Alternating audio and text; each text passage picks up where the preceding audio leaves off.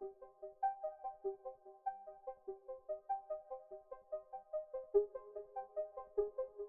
what's going on, everybody? Welcome back to Geek-Stew, and today, guys, welcome back to another episode of Horror Stew. That's right. So today, we're actually doing an episode of Horror Stew rather than a conspiracy theories with Ike. This was for two main reasons. One, I wanted to take a small break from conspiracy theories to do what I have been doing for a little while, but I also recently watched the new Texas Chainsaw Massacre movie, and it made me want to talk about it and talk about the series. So that was something I wanted to do today, and a couple things here. First and foremost, thank you guys for continuing to support the channel. I've had a lot of great comments and likes, shares, all that good stuff. A lot of people who have been continuing to interact with the channel, so I do greatly appreciate that. Please continue to do so, because I can plan on making more and more content for lack of a better phrase, I'm going to keep rocking and rolling because I love what I'm doing. So, but a couple of things with today's episode. So today we're going to be talking about the Texas Chainsaw Requel.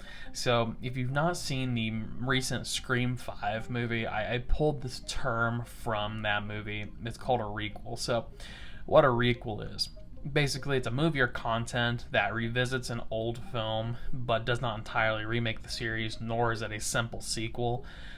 So, for instance, Scream 5 talks about what requels are. Basically, it's a remake but also a sequel, basically trying to set the films on a new path with new characters and everything else. So, this is very similar to that of the Halloween and subsequent sequels of Halloween in 2018. And then Halloween Kills, and then Halloween Ends. So those are, I would consider that a requel trilogy, because it's taking the concept of basically retconning everything from the time that Halloween happened until now, and is basically saying, yep, Halloween, and here's this. So one thing that we're going to talk about later is that the Texas Chainsaw does basically retcon every other film in the series except for the original 1974 film. It does and it doesn't, basically.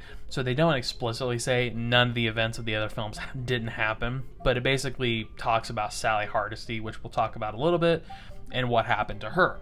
So, with all of that little bit of context, if you will, out of the way, we're going to jump into the synopsis of the film, and we're going to talk a little bit about who's in it.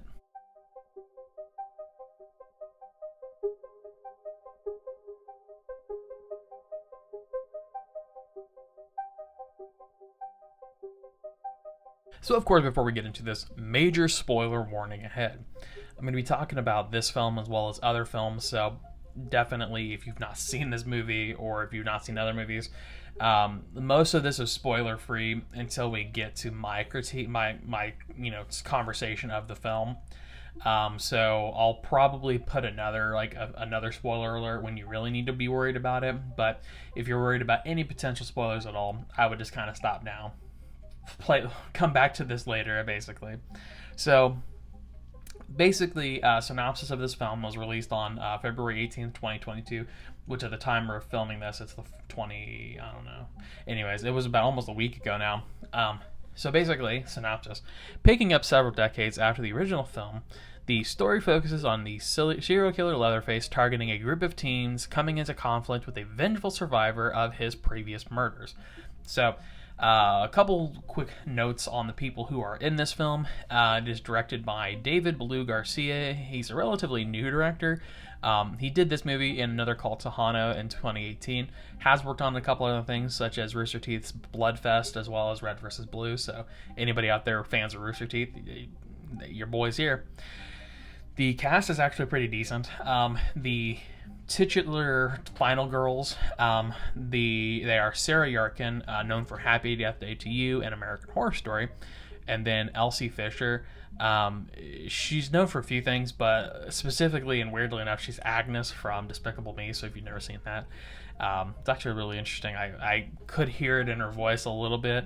Obviously, for Agnes, she has to really tone down, the vulgarity.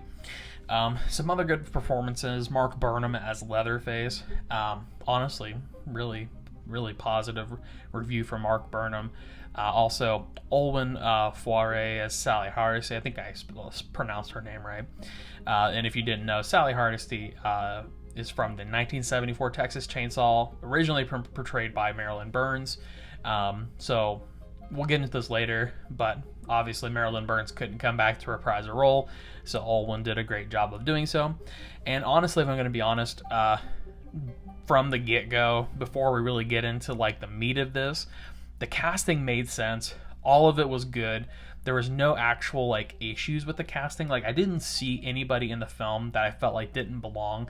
Everyone who was there had a purpose. Everyone who was there basically helped provide context and or color for the story, and basically made momentum and pushed it along. That being said, I do have to talk a little bit about timelines. So this is probably going to take a bulk of the time. I'm not even going to lie to you.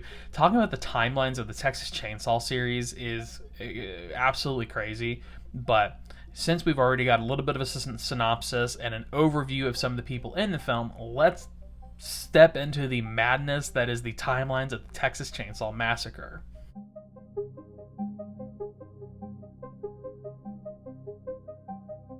So like I say, before we get into the critiques that I saw about this and my review, we unfortunately have to talk about the absolute clusterfuck that is the Texas Chainsaw Massacre timeline and continuity.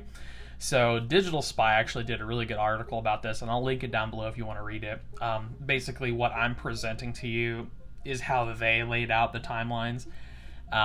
So thank you so much, Digital Spy, and whoever wrote the article. I honestly forgot, but I'll put their name up here. They did a really wonderful job. They really compiled this into a really easy format for me to read, because I was trying so hard to make the timelines myself, and I'll talk about it a little bit. It's absolutely ridiculous how these timelines lay out, and it doesn't make any fucking sense. So there are 4 timelines. Timeline 1 is the original timeline. So I'm going to tell you the movies, and then I'm going to explain after. So you're going to hear some things that don't make any sense, and then you're going to probably be wondering, what is he talking about? And then I'll explain it. Okay. The original timeline is 4 movies. The 1974 Texas Chainsaw Massacre, 1986 Texas Chainsaw Massacre 2, the Leatherface Texas Chainsaw Massacre 3, I don't know why I didn't put the date, and then the 90s Texas Chainsaw Massacre The Next Generation.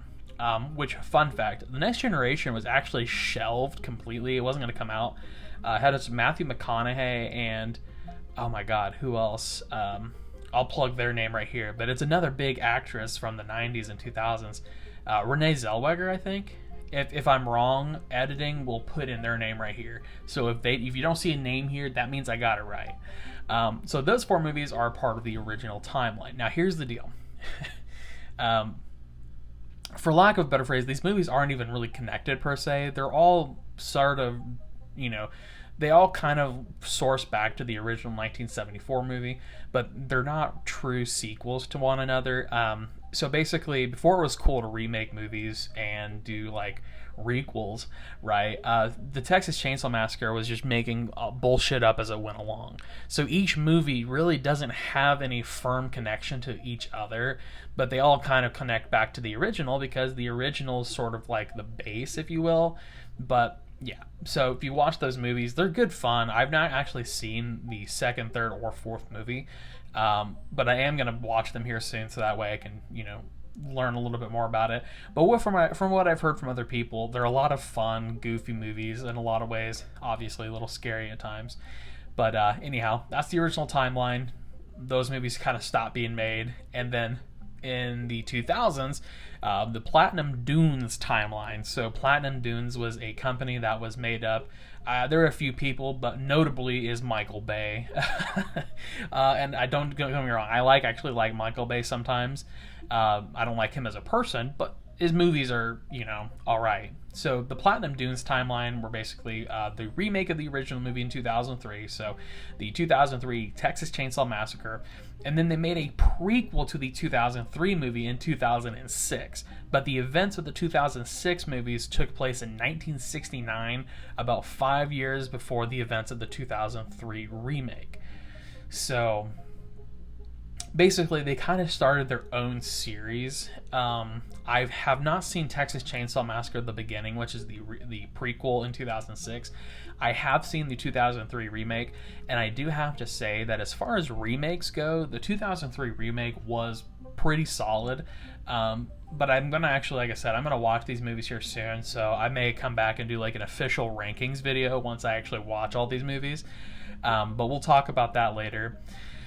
So then there's the third timeline, which is the Lionsgate timeline. Platinum Dunes was like, we're getting the fuck out of here, abandon ship. Women and children first, please. Women and children first. Yeah. So Lionsgate jumped in. Lionsgate has done this a lot with a lot of different franchises. And that's not a bad thing. I think they do have sort of a reputation for coming in and sweeping up IPs and trying to make them better. So in this case, the third timeline, the Lionsgate timeline, the first movie was the 2013 Texas Chainsaw 3D.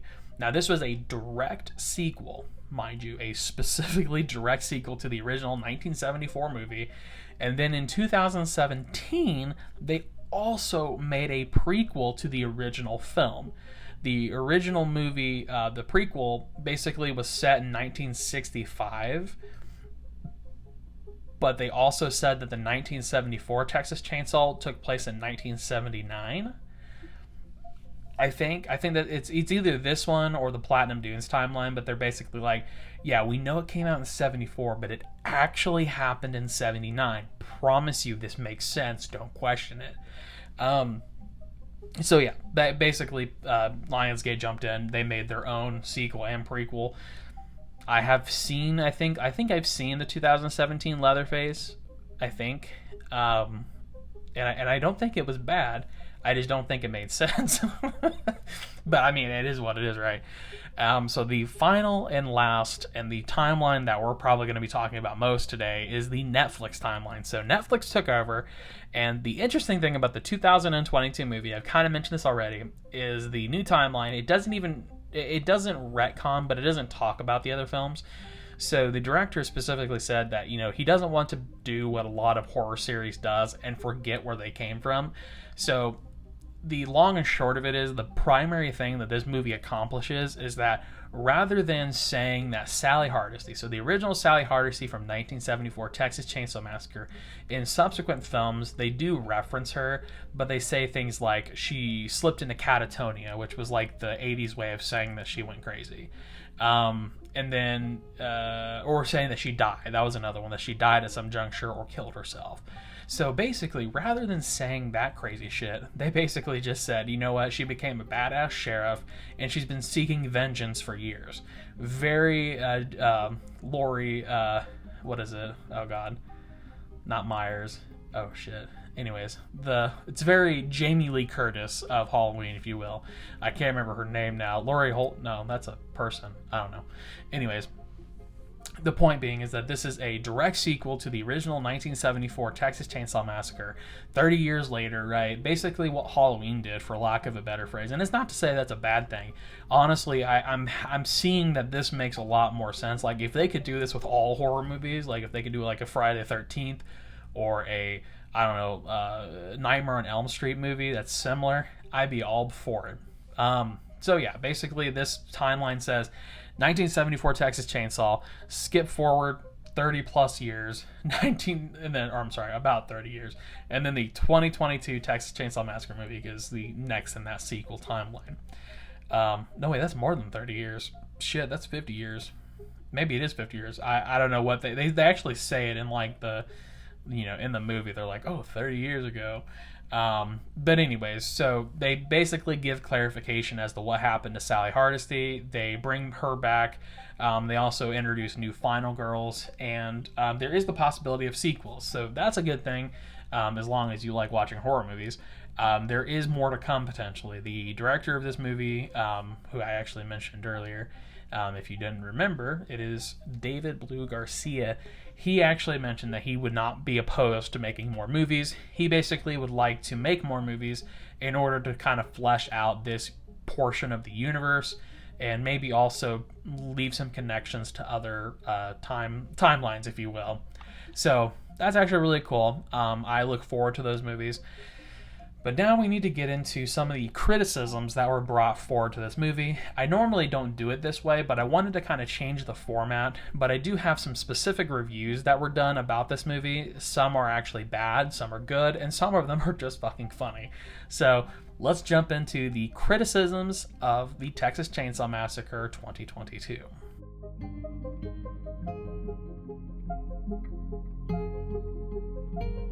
Alright, so I tried to go as fast as possible to get all those details in, but holy shit, talking about those timelines, it's a clusterfuck, really it is. And it's not a bad thing, it's just Texas Chainsaw Massacre, like all horror movies from the 70s and 80s that get remade and get sequels made of them, they've been around for such a long time that it's just so much content gets made and it typically doesn't make sense. And then it's a good thing and a bad thing, because when you have so many people making different movies, you have a lot of different takes on this original idea of Tobe Hooper. So it's a good thing and a bad thing. But some criticisms of this movie. Generally speaking, people fucking hated it. I'm not gonna lie to you. Like, I'm really like, it saddens me that people hated this movie as much as they did. Like, basically, let's see, Rotten Tomatoes, love Rotten Tomatoes, right? Not really. 31%. The consensus was it doesn't skimp on the gore, but Leatherface may have irrevocably lost his ability to terrify. Which, when you have a review that uses like 5-point words like irrevocably, it's typically not good. Metacritic gave it a 35 out of 100. Basically, it said indicated generally unfavorable reviews. Like, a lot of people basically said, yeah, this is like a bloody slasher film, but it wasn't scary. Which, don't get me wrong, it wasn't super scary, but it did basically, in my opinion, it lived up to some of the tropes of like Texas Chainsaw, and in my opinion, I liked it. But a lot of people went out of their way to really psychoanalyze this horror film. So here's some positive reviews. Okay, I gave you like the general reviews from people. But here's a positive review. So, writing for the Wrap, the article writer is William Bibiani, said Garcia clearly knows that this is the film's ultra-violent slasher centerpiece, and he absolutely delivers on all that gory promise. And I actually really like that. You know, the people who went and made this film for Netflix, they didn't go into this saying, we're going to make the next best thing. We're going to make a true to form film that lives up to what I would say is the spirit of, you know, the good old times of bloody, gory Texas Chainsaw Massacre. So, I like that one. Now, there's also a funny review. I don't know if this guy was trying to be like a dickhead, but Brad Wheeler of the Globe and Mail wrote, Texas Chainsaw Massacre is what it says it is. You have your Texas, you have your chainsaw, you have your massacre.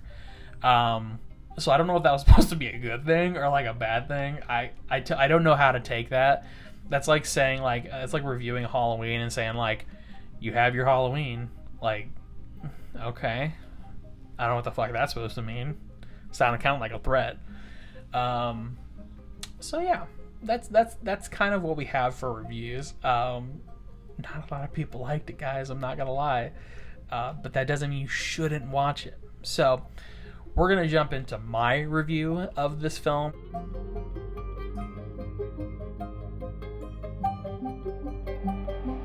So here are my thoughts. I know you didn't ask for them, but here we go. And I'm going to throw it up here again. Spoiler alert, because, I didn't really spoil much before. Just kind of give a synopsis, but, like, now we're getting into spoiler territory. So, I loved the original Texas Chainsaw Massacre. I have liked the films that I've seen since then, but I did also like this film. I would give this film officially a 7 out of 10. Geek-Stew rates the new Texas Chainsaw Massacre as a 7 out of 10. Basically, this film, in my opinion, did what I think all film franchises need to do. They evolved the presence of the original film to fit modern times. A lot of times you see that happening with remakes and things of that nature, but I feel like this film also keeps sort of the ambience and the the feel of the original film by still taking place in I would say the area that Leatherface is most commonly known to go for. We didn't see a Jason Takes Manhattan, bullshit fest. This wasn't Leatherface Takes New York. This was literally just Leatherface is still in his element, doing what he needs to do. So, a couple of things that I wanted to critique about the criticisms, because don't get me wrong, the film is good. I liked it. Some of the kills were a little overboard, which I love. But also one of the things that I feel like I need to kind of point out, like real quick, is that this film is obviously made for a newer audience, right? So someone who may be a little bit older watches this, they're probably going to be like, "Oh, those damn kids on their cell phones," but that's kind of the point. So, anyways. A lot of the critiques of this film criticize not bringing back actors from the original film or films subsequent. I actually saw a review and I couldn't find it when I was doing this, but someone was mad that they didn't bring back Gunnar Hansen or Marilyn Burns. Gunnar Hansen is the original Leatherface, Marilyn Burns is the original Sally, to reprise their roles. But they have both since passed in 2015 and 2014 respectively, and I don't know what they think Netflix is going to do, that they're going to literally dig them up and reanimate them to come back. But there are people who were criticizing that, and that's not a fair criticism because they're literally fucking dead. Anyways, of course, it would have been cool. I will say it would have been cool to have some folks from even the newer remakes reprise roles or have little cameos. But this being a direct sequel to Tobe Hooper's original Texas Chainsaw, the casting decisions weren't bad. They did make sense. The person who came back as Sally looked like her, like an aged up version of her, legitimately. And then the individual who played Leatherface, which was Mark Burnham, I think, he also did well at the crazy Leatherface. We even got a little bit of a chainsaw dance at the end there.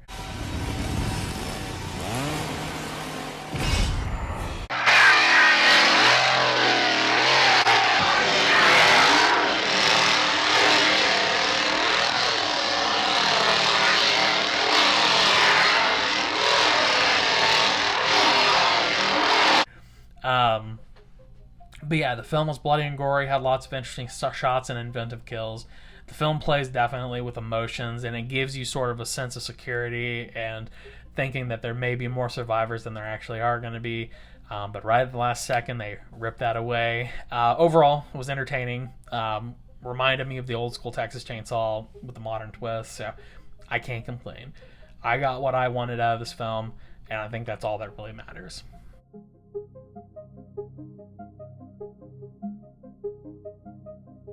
Alright guys, so this is it. This is the end of the episode. Final thoughts, close out, all that good stuff. Closing time, last call for alcohol. You don't have to go home, but you can't stay here. Yeah, man, loved it. Love the film, love the concept, love Texas Chainsaw Massacre. I'm eventually going to watch the others to kind of get a more over-encompassing idea of everything. But next week we will be back to theories. Don't worry. But I had to check out the new Texas Chainsaw Massacre, and I wanted to talk about it, and this seemed like a good time to do it. So, yeah, we're just going to rock and roll out of here. I don't really have a whole lot else to say. Make sure you like and subscribe, follow us on social media, all that good shit. If you're not already doing it, please do it. I'll show you the graph. A lot of people who watch me are not subscribed, and that makes me very espresso depresso and upsetty spaghetti. So please, please, please give me a like. Give me a subscribe. Give me that sweet, sweet, sweet click of the subscribe button because I need it. Yeah, your boy needs it. Let me think what else I was going to say to you guys. We will probably be taking a small little break, just like a week break here soon.